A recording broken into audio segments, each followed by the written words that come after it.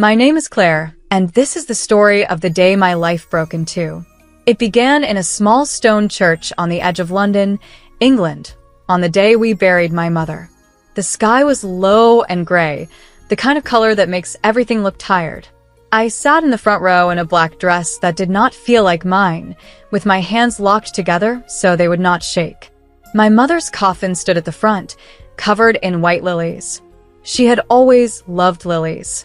When I was a child in our old house in Brighton, she would put a few stems in a chipped glass vase on the kitchen table and say they made even a bad day look softer. Now the flowers were still, and she was still, and I kept staring at the wood of the coffin as if looking hard enough could wake her up. My Aunt Grace sat on my left, whispering prayers in a low voice. On my right was my younger cousin Mia, her eyes red and swollen. Every now and then, Mia's shoulder brushed mine, and I felt less alone. Behind us, the church was full of people who had known my mother as a designer, a neighbor, a friend. They had sent flowers, cards, and once even an envelope with $200 in it, with a note that simply said, "For anything you need." The priest had just started to speak when the heavy wooden doors at the back of the church opened. The sound echoed through the building. The priest paused. Heads turned. I tried to keep my eyes on the lilies, but a wave of whispers rose behind me, and finally I looked. My father, Richard, was walking down the aisle. His arm was linked with a woman's arm. She wore a wedding dress. For a second, I thought my mind was breaking. The dress was bright white, covered in lace and beads that caught the light from the high windows. She had a veil, too, pulled back just enough to show her smiling face. I knew her. Her name was Helena. I had met her once in a cafe when my parents were still married. That day she had worn a red dress and too much perfume. My mother had cried in the bathroom later, thinking I did not hear. Now Helena walked beside my father like a queen. His suit was dark and perfectly pressed, the same one he had worn to client dinners when the company was still doing well. He did not look broken or grieving. He looked proud. The two of them walked slowly down the aisle, past friends and neighbors, past my mother's coffin, as if this was their day. I stood up before I even knew I was moving. My knees shook, but my voice did not. "Dad," I said, loud enough that the priest stopped. "What are you doing?" He looked at me with a bored expression, as if I was a child making noise in a store. "Claire," he said, "this is my wife now. Show some respect." His wife. The words slammed into me like a blow. Helena gave me a small, fake smile. "I'm very sorry for your loss," she said gently, as if we were strangers meeting at a polite event. The white of her dress glowed against the dark wood of the pews. I felt my stomach twist. My mother lay in a box at the front of the church, and my father had just walked in with the bride. The guests did not know where to look. Aunt Grace pressed her lips together so tightly they turned white. Mia squeezed my hand so hard it hurt. Somewhere in the back, someone muttered, "Is he insane?" Another voice whispered, "At his own wife's funeral?" The whispers swirled around me, but I felt very still, like I was standing behind glass. We sat down again because there was nothing else to do. The priest tried to go on. I heard words like kind, strong, and devoted, and I knew he meant my mother, but all I could see was the white dress beside my father's dark suit. I thought about our house in Brighton, the peeling paint, the cold rooms we could not afford to heat properly anymore, the nights my mother sat up with bills spread over the table, talking about loans and debts in pounds that made my head spin. And as I sat in that church, watching my father's hand rest on his new bride's arm, I knew something simple and clear. Whatever he had come for next, it was not love, and it was not me. The day of the inheritance meeting felt colder than the funeral, even though the sun was out. After we left the church, I went back to the flat where I was staying in London, England, and changed out of my black dress. My hands shook so much that I dropped my necklace twice. I kept thinking that my mother would have told me to eat something, to drink tea, to breathe. She was not there to say any of that, so I just stood in the middle of the room, staring at my suitcase, until the time on my phone told me I had to leave. The lawyer's office was in a tall glass building by the river. The lobby smelled of polish and strong coffee. I felt small as I rode the lift up, holding my bag like a shield. When I stepped out, I saw the name Thompson and Reed on the frosted glass door, and my stomach twisted. My mother had come here many times in the last few years, usually late in the day, always looking more tired than before. I used to ask her why she could not move the company closer to home in Brighton, and she would just say, "Clients are here, love. Money is here." Inside, the waiting room was quiet. The receptionist asked my name and then showed me into a long, dark wood room with a big table in the middle. Papers were stacked neatly at one end. A jug of water and small glasses sat on a tray. I took a seat and folded my hands in my lap. For a moment, it was just me and the ticking of a clock on the wall. Then the door opened again. My father walked in, still in his dark suit, but without Helena. For a second, I felt almost relieved. Then she stepped out from behind him, wearing a pale pink dress that hugged her body, her hair loose around her shoulders. No veil this time, but the same smile, soft like icing on a cake you know is too sweet. "Claire," my father said, as if we had just met for lunch. He did not hug me. He did not even touch my shoulder. "You look tired. Funerals do that." "I wonder why," I said before I could stop myself. He frowned, but before he could answer, Mr. Thompson came in. He was a thin man with gray hair and kind eyes. I had met him once when I was a teenager, when my mother brought me to sign some papers for a small savings account she had opened in my name. Back then, he had smiled and told me to save for something that mattered. Now his smile was tight and sad. "Thank you for coming," he said, sitting down at the head of the table. "I am very sorry for your loss, Claire. Your mother thought very highly of you." The words almost broke me, but I nodded and looked down at my hands. He began to speak about the will, his voice steady and calm. He talked about the house in Brighton, which was to be sold, and how the money would cover some personal loans. He mentioned small gifts of money to Aunt Grace and to a charity my mother loved. Then he cleared his throat and looked at me. "As for Greenfield Designs," he said, "your mother's shares in the company are left to you, Claire. You are now the majority owner." Helena shifted in her chair. My father's eyes narrowed. "What about me?" he asked. Mr. Thompson glanced at his notes. "There is a life insurance policy for you, Mr. Green, and some other provisions. But the company itself goes to Claire." The room went very quiet. I could hear the clock ticking on the wall again. My father leaned forward, folding his hands on the table. His voice, when he spoke, was low but sharp. "Listen, Claire," he said. "Let's stop pretending. Now that the old woman is gone, you'll put the company in my darling wife's name and fend for yourself." For a moment, I thought I had misheard him. "Excuse me?" I said. "You heard me," he snapped. "You're not fit to run a business. Helena understands people, money, image. You don't. You'll sign your shares over to her. You can take some cash, buy yourself a little flat somewhere. You're young. You'll manage." Helena reached over and laid her hand on his arm, like she was calming him, but her eyes were shining. "It's for the best, Claire," she said in a soft voice. "This way you'll be free. No stress. No debt." At that word, debt, something inside me shifted. They had no idea. My mind flashed back to late nights at the kitchen table in Brighton. My mother and I hunched over spreadsheets, her whispering about loans in pounds, unpaid suppliers, tax letters. I knew that Greenfield Designs was not a golden prize. I knew it was a sinking ship with holes all along the side. There was over £1,800,000 in debt. Every month, the interest grew like a dark vine. I lifted my head and looked straight at my father. For years, I had wanted his approval. I had wanted him to see me, to say he was proud of me. In that moment, I realized he never would. All he saw was a key to money he thought he deserved. "If I keep the company," I asked quietly, "what will you do?" He laughed, a short, ugly sound. "You won't keep it. Don't be stupid. You'll sign it over today, or I'll make sure you regret it.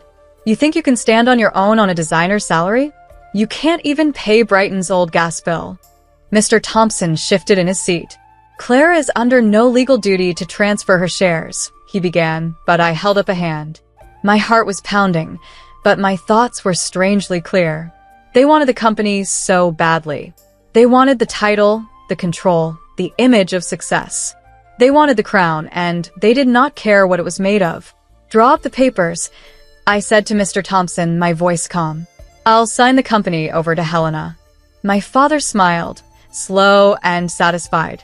Helena's fingers tightened on his arm. They thought they had won. They thought I was giving away a treasure. Only I knew what I was really handing them. Every last pound of the debt they had ignored. When I walked out of Thompson and Reed that afternoon, it felt like I was stepping out of my old life and into a cold, bright wind. I had signed the papers. Greenfield Designs now belonged to my father and Helena, every last shiny share of it. Mr. Thompson had pressed the pen into my hand with a worried look, and I had signed my name in neat black ink. When it was done, he slid a different envelope toward me. My personal inheritance. My mother had left me just under £40,000 in savings, put aside quietly over the years. It did not feel like much against all I had lost, but it was something that was only mine. I did not go back to the old house in Brighton. I could not bear to walk into the kitchen and see the ghost of my mother at the table with her spreadsheets and cold tea. Instead, I bought a train ticket to Manchester, England, a city I barely knew, and climbed aboard with one small suitcase and the envelope tucked safely into my bag. The train moved through fields and towns I did not recognize, and for the first time in days I let myself cry, not because I was weak, but because there was finally distance between me and everything that had just happened. In Manchester, I rented a small 2-bedroom house on the edge of the city. It was nothing like the big Brighton place we used to own, but I loved it almost at once. The bricks were a bit weathered, and the tiny front garden was more weeds than flowers, but the rent was £850 a month, and I could afford it if I was careful. Inside, the house smelled faintly of paint and dust. The living room had a thin gray carpet, the kitchen had old white tiles, and the bedroom windows looked out onto a narrow lane. It was simple, but it felt clean, and most of all, it felt free of my father's voice. I made a list of everything I needed and wrote numbers next to each item the way my mother had taught me. A second-hand sofa for £200, a small wooden table for £60, 2 chairs for £40, a mattress for £150, and cheap pots and pans for £80. I walked from shop to shop, choosing things that were plain but solid. Each time I handed over my card, I felt a small stab of fear, but when I got back to the house and saw the room slowly filling, the fear softened into something like pride. On the first night, I slept on the new mattress on the floor, surrounded by boxes, and listened to the quiet hum of the street. No shouting, no slammed doors, no harsh words about debt and failure. Just the sound of my own breathing. Finding work was the next step. I updated my portfolio on a borrowed laptop at a cafe, spending £3 on the cheapest coffee, just so I could sit there for hours. I sent emails to design firms all over Manchester. Most did not reply. A few sent polite rejections with phrases like, "Not a good fit at this time." Then one afternoon, my phone rang. A woman named Hannah Collins, who ran a small interior studio called Northlight Homes, asked me to come in for an interview. Her office was in a converted warehouse with high ceilings and big windows. She looked through my designs, paused at the ones from my days at Greenfield, and simply said, "You've seen real problems. That's useful." She offered me a junior designer role at £2,200 a month, and I accepted before she could change her mind. Slowly, a new pattern formed. I woke up in my little Manchester house, made toast and tea, and took the bus into the city. I worked on small projects for ordinary people who wanted brighter kitchens or a better layout for their living rooms. I learned to stretch every pound, to cook simple meals instead of ordering takeaways, and to patch tiny cracks in the house myself. My neighbor, Lucy, a hotel receptionist with messy hair and a loud laugh, would knock on my door some evenings with leftover pastries from work. One of my coworkers, James, a quiet man who loved old jazz records, started saving me a seat at lunch. These people did not know my history, and they did not care whose daughter I was. They just knew me as Claire, the woman with good ideas for awkward rooms. At night, I sometimes sat alone at my little wooden table, the same table I had once dreamed of filling with grand client plans and company reports. Instead, I filled it with simple things: my budget notebook, a mug of tea, a small plant I had bought for £5 at a market. I added up what I earned, what I spent, and what I saved. The numbers were small, but they were honest. No hidden loans, no secret £1,800,000 hole growing bigger in the background. I could almost hear my mother's voice saying, "You're doing well, love." Slow and steady counts too. I did not call my father. He did not call me, except for one short message that appeared on my phone late one night. "You'll regret giving up the company." I stared at the words for a long time, then turned off my phone and went to bed. I knew what he thought. He believed I had walked away from power and money and a bright future. But as I lay in my small room in my own small house, with the quiet of Manchester wrapped around me, I understood something he never would. I had not run away from wealth. I had walked away from chains. For months after I moved into my little house in Manchester, England, life had settled into something that almost felt normal. I woke up early, made tea in my small kitchen, and took the bus to Northlight Homes. At work, I spent my days choosing paint colors, measuring awkward hallways, and helping families turn dark rooms into warm ones.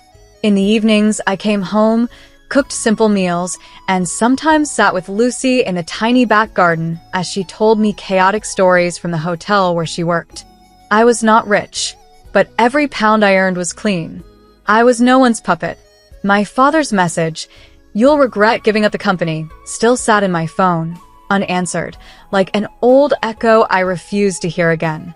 One cold morning, a thin layer of frost covered the front step.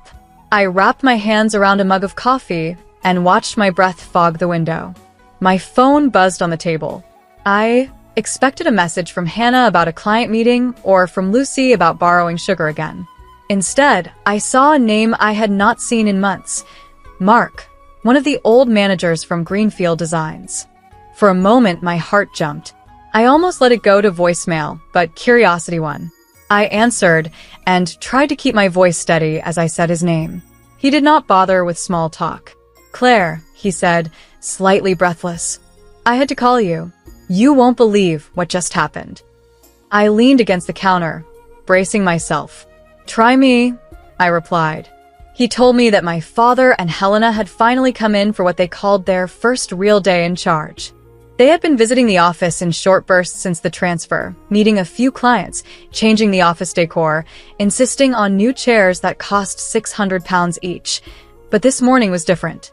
This morning, they called everyone into the main meeting room. My father stood at the front of the room, Mark said, talking about fresh direction and strong leadership.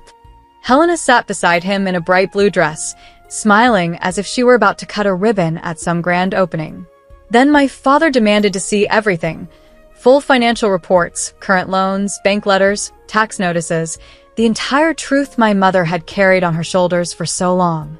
Mark described how he walked in with thick binders and a laptop, his stomach tight. He warned them the numbers were heavy, but my father waved a hand like he was brushing away dust. "So," Mark began. He opened the file and projected the figures on the screen. Over £1,800,000 in debt. Loans stacked on loans. Unpaid suppliers. Letters from banks and the tax office, some marked in red. As Mark read out the totals, he said the room grew so quiet he could hear the hum of the projector. He glanced at my father and saw the color drain from his face. Helena's smile slipped. When Mark mentioned the interest building every month, her hand flew to her throat. I could see it all in my mind, as if I were standing in that room again. My father, who had always acted as if money bowed to him, now staring at numbers that did not care about his pride. He demanded to know how this could be possible. He shouted that the company had been fine when my mother ran it, that she had hidden things, and that I must have helped her ruin it. Mark told him, as calmly as he could, that the reports were not new.